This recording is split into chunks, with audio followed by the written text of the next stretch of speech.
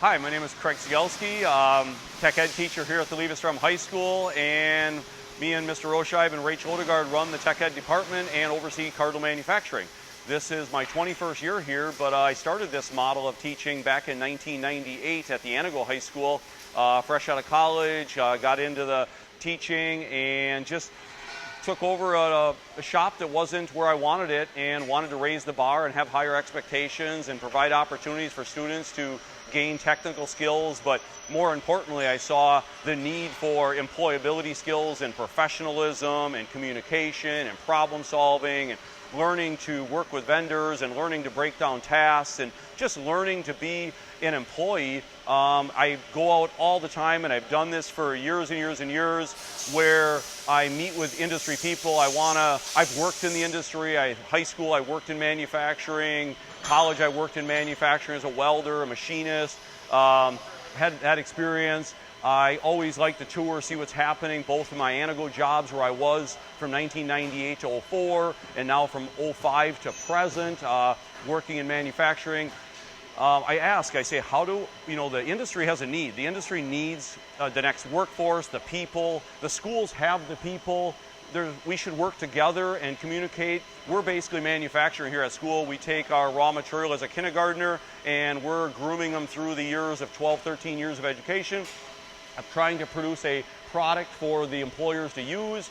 I ask all the time, how do we best prepare our students to come and be successful at your company? And always the answer is, give me someone who can show up on time, give me someone who can work hard, give me someone who can, work with others. Give me this good, solid professional that can communicate well and get along with other people and work as a team. So that's what we stress here, and that's what I really like about the student-run business model.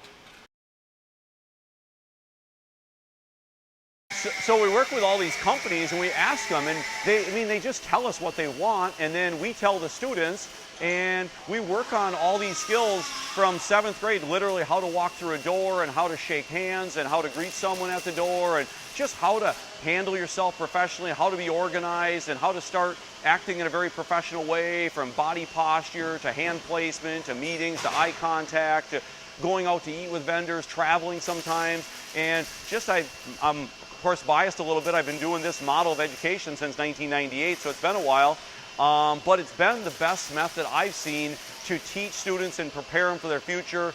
It brings up so many good conversations. It gives them so much opportunity for feedback. We just keep working to be more detailed and then of course along the line we're running a business, so they're also learning how a business operates and how all the different positions have to function together, and they're learning the technical skills from the marketing side to, like right now, the video side, to the video editing, to the creating clothing line, to just project management, to communicating with customers, to actually doing the machining and welding and the manufacturing and the woodworking and everything that goes into it. And then our employees, they start to learn how a business works, from the HR side to the interview process. To be in, they have to do the application and the cover letter and the resume and the references and the greeting and all that stuff, to the attendance policy and the employee handbook and the creation of all that, and then the compensation and the profit sharing and the scholarships and the clothing line and the travel and all these different pieces. And we get into, of course, career planning, so hopefully we're asking these students to make well-informed decisions, and that's the big goal, is make big life decisions. Don't leave it to dumb luck. Let's be informed, let's dig in, let's put effort into finding all of our options. There's only so many options. And at the end of this high school experience, they're all going to get more training somewhere. So we don't have to be totally technically trained up.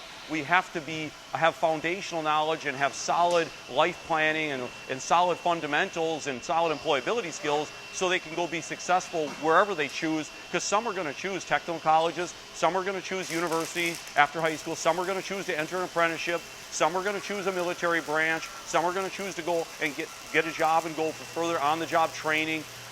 Some will start their own business, but they're all going to go and they're going to learn more someplace else. So we're trying to set the foundation.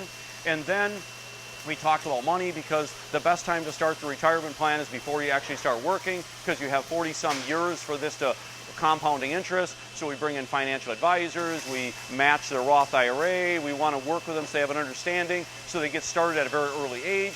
And we're just trying to build that, and that's what, I started up in Anago in 1998 was the beginning of all this, and I came here in '05, and it's just been an evolution of growing the program.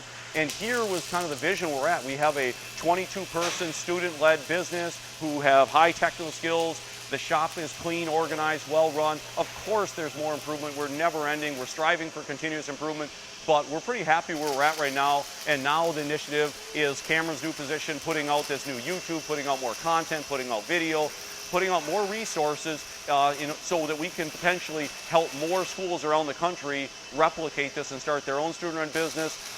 We've had many schools come. I think to our best of our knowledge, we have maybe helped create 100 of these roughly across the United States. The majority of them are in Indiana, Indiana being the #1 manufacturing state.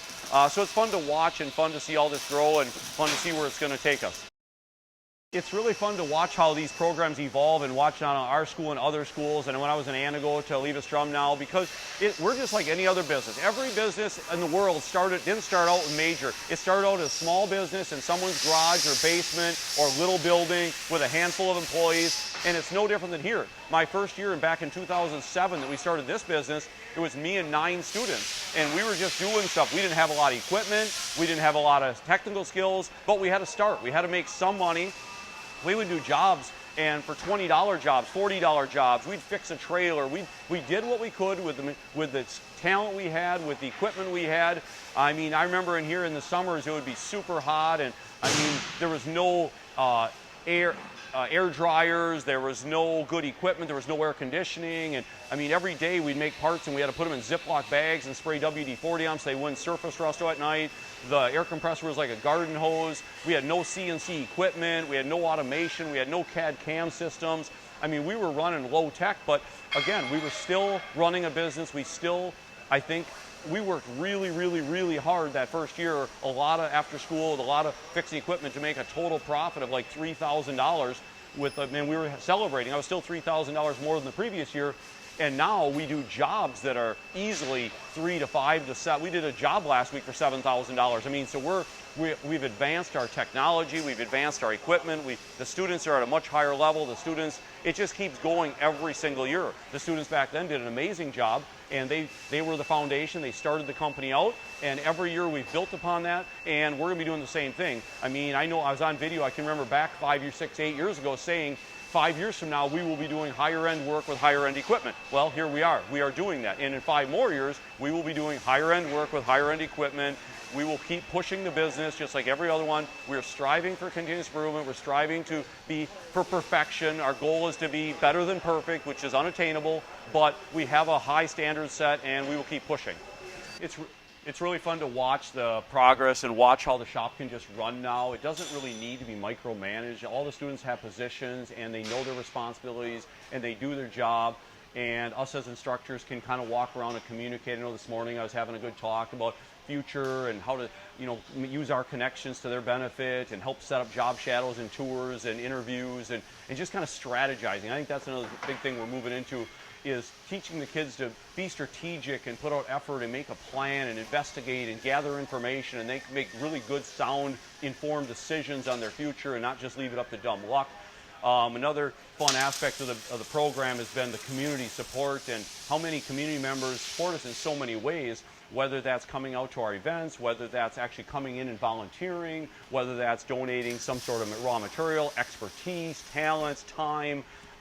Tremendous support by both the community, the industry's partners. I mean, even not just at the local, of course, but even the national level, the vendors that come in here and the travel we've been able to do across the country and even world. I mean, Mr. Rocha spending some time in Germany and traveling to Chicago many times and out east and Washington, D.C.'s and Georgia's and Indianapolis's and Ohio and Idaho and Washington State, and just speaking and sharing, and nobody disagrees. Employability skills, solid foundation, professionalism, communication skills, that is what's going to make our students successful.